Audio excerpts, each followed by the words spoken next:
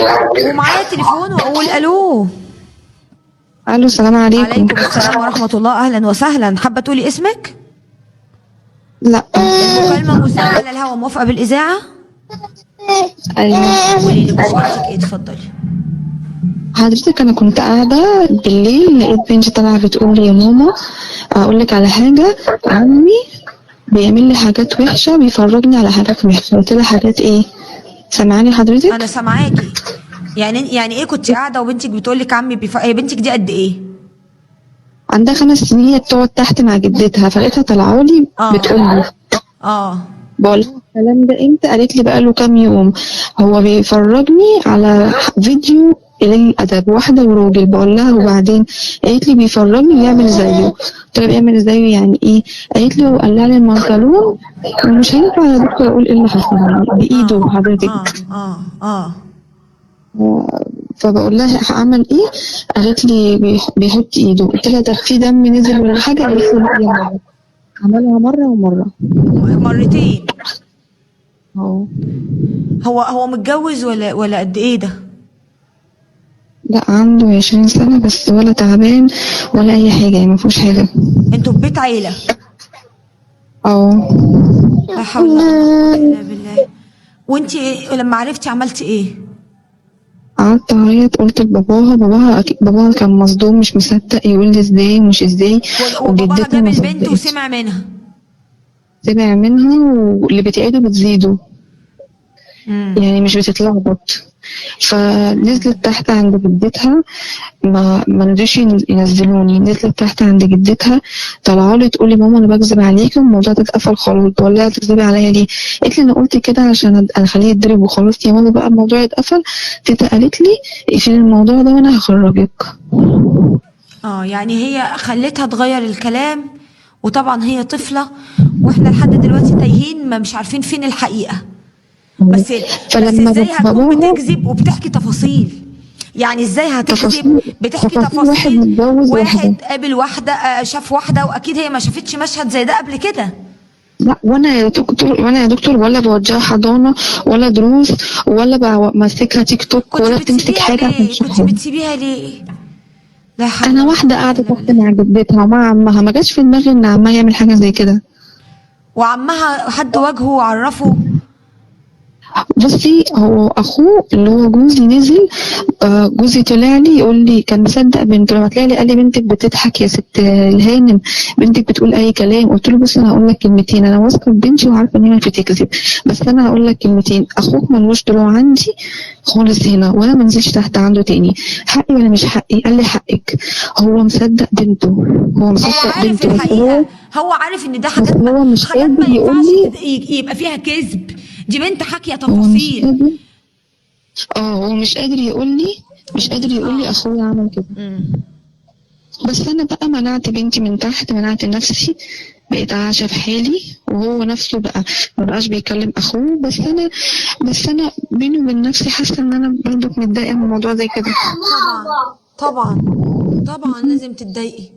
طبعا لازم تتضايقي مم. وتتقهري كمان. لا حول ولا قوة إلا بالله وعمل ده مرتين، وبتقولك فين يعني عمل ده؟ الأماكن اللي عمل فيها كده فين؟ بتقولي: عمل في اوضته ومره على السطح. وبيقول بتألف ايه؟ دي حكي تفاصيل. دي حكي تفاصيل. لا، وفي الاخر يا دكتور طلعوا بنتي مريضه، ان هي مريضه نفسيا وبتالف حكايات وخلاص. وهي بنتي كانت قبل كده ألفت أي حكاية يعني؟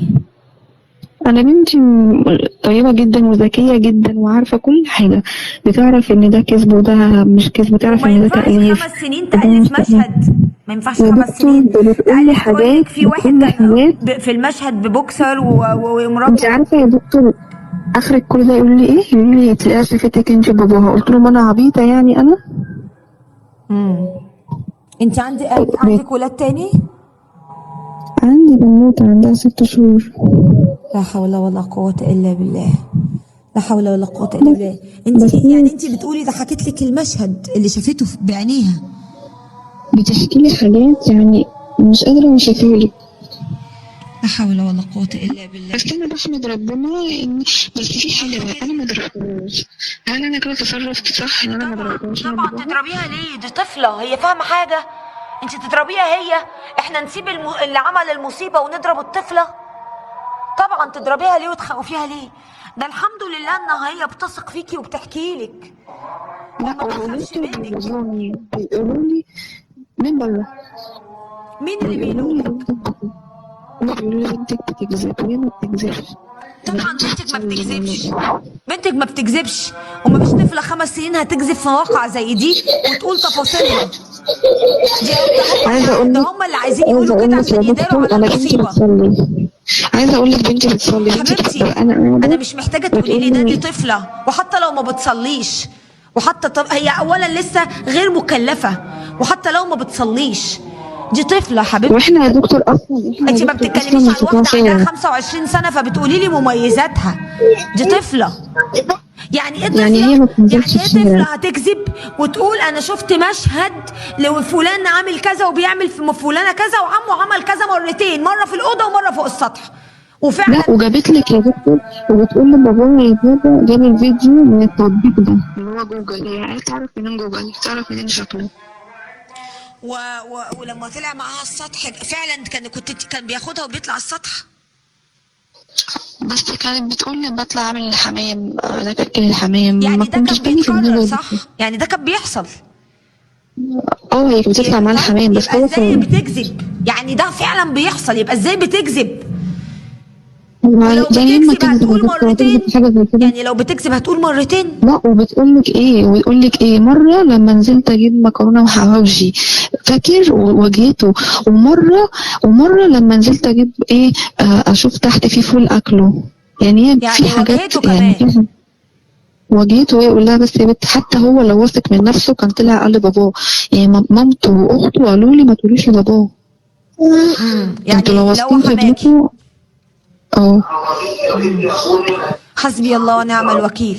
هم ما عندهمش حاجه انا ما غير ان بقولش. هم يداروا على المصيبه، وانتي عينك في وسط راسك، انت معاكي بنات، عينك في وسط راسك، ده شاب حضرتك مراهق. انا كنت بنزل اجيب طلبات اسيب الاتنين مع جدتهم. انا دلوقتي بنزل السوق باخد الاتنين على البنات ما ايدي. تتسابش، البنات ما تتسابش. يا رب عافينا يا رب في الايام الصعبه اللي احنا فيها. البنات ما ادعي لي يا تتسابش. دكتور، ادعي لي ادعي لي ادعي لي ادعي لي البنت لو النبي. الموضوع ابتدت تكرره وديها لطبيب نفسي، ما تسكتيش عشان ما يعملهاش عقده ويفضل لحد ما تكبر وتتجوز الموضوع ده عامل لها مشكله في الذاكره. وديها لدكتور نفسي لو لقيتي الكلام بيتكرر بس تاني. لو الموضوع ممكن بس خلص اطلب منك طلب. اتفضلي. ادعي لي انت وكل المشاهدين ان انا ربنا يرزق جوزي وامشي من البيت ده طيب والنبي. انا عايزه اقول لك حاجه، بس اسمعيني في النقطه المهمه دي. اتفضلي.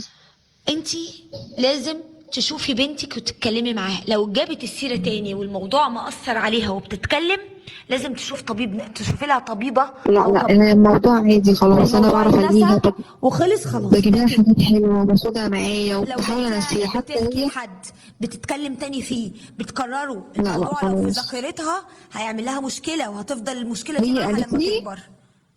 هي قالت لي يا ماما ممكن اطلب منك طلب، قلت لها اتفضلي اتفضلي. قالت لي ممكن ما تفتحيش الموضوع تاني يتقفل عشان انا بتضايق ما بفتكره. هي بنت ذكيه فعلا، بنت ذكيه ايوه وشاطره ذكيه جدا. وجريئه وجدعه، ورب فيها انها تبقى جدعه وما تخافش من حد وتقولوا الحقيقه والصدق. ما تخافيش، اوعي يخلوكوا تهز ثقتك في بنتك. احترمي انها جت وقالت لك، احترمي طبعا طبعا طبعا. طيب انا قلت لها احنا صحاب. ربنا يا رب يبارك لك فيهم وخلي بالك منهم يا رب. البنات، خلي بالك. الله يكرمك، الله يكرمك، تديهم في حضنك كده وتنامي جنبهم وتخلي بالك. احنا ربنا يعافينا يا رب. الحمد لله انها جت حكت لك، الحمد لله يا رب، ده ربنا بيحبك. الحمد لله يا رب. ربنا يا رب يخرجك من البيت ده وتبقي في شقه لوحدك مستقره يا رب، بعيد عن اي قرف وعن اي كلام. يعني استغفر الله العظيم. حسبي الله ونعم الوكيل. وعايزه اقول لك حاجه اتفضلي. قبل ما اقفل، انا برتاح نفسيا جدا لما بشوفك. انا اختي ما بتنامش غير لما تتفرج على حلقاتك على اليوتيوب.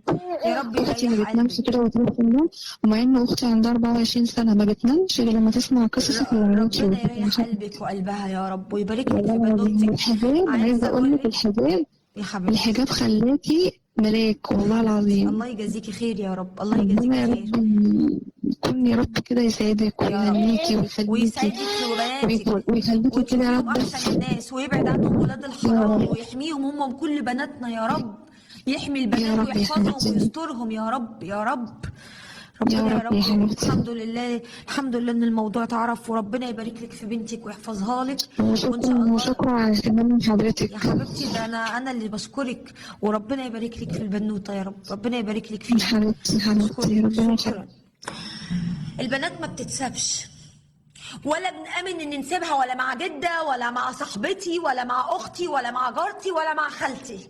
البنات ما بتتسابش. ما ينفعش اسيب بنتي لاي حد، وما ينفعش امن ان اسيب بنت، خاصة لو في شاب في المكان ده. الشاب ده بقى كبير صغير مخلف متجوز، ما امنش. انا ما بقولكوش خونوا الناس، بس بقول ناخد بالنا وناخد حذرنا. احنا في ايام صعبة، احنا في ايام صعبة، والغلط بقى كتير قوي، والسوشيال ميديا خلى الغلط بقى اسرع واسهل. فاحنا في ايام صعبة. البنات ما بتتسابش، اولادنا عموما ما بيتسابوش، ولا ولد ولا بنت. قد ما تقدر عينك في وسط راسك، قد ما تقدر عيالك في حضنك، قد ما تقدر عيالك قدام عينك، قد ما تقدري رجلك على رجل بنتك، قد ما تقدري. علموا ولادكم ما يخافوش، عشان لو حصل لهم مصيبة يجوا يحكوا لكم. علموا ولادكم ما تخافوش، ادوهم الثقة. اوعوا تكدبوا ولادكم. ما تقعدش طول الوقت انت كدابة وانت كداب، عشان ساعتها هتوه الحقيقة، مش هنعرف فين الحقيقة من الكذب. ادي ابنك الثقة وخليه ما يخافش من حد غير ربنا. حتى علاقته بيك، حتى علاقته بيك او علاقته بيكي كأم لازم تبقى مبنية على الحب والاحترام مش الخوف، عشان لما يحصل كارثة يجري يقولك زي ما البنت دي عملت. البنت دي مش كذابة، هما اللي لازم يطلعوها كذابة عشان يداروا على الكارثة السوداء، على عيل ما عندوش دم ولا دين، عنده 20 سنة ولا عنده دم ولا دين عمها. حسبي الله ونعم الوكيل فيه وفي اللي زيه. بناتنا في قلبنا قدام عينينا، نعمل عليهم 100,000 سور، نديهم الحرية بس واحنا واخدين بالنا منهم، عشان احنا في ايام صعبة قوي. احنا في ايام صعبة قوي. يا رب استرها على بناتنا يا رب، واحفظهم يا رب. يا رب استرها عليهم واحفظهم ونجيهم يا رب العالمين. خلوني اطلع فاصل وارجع تاني.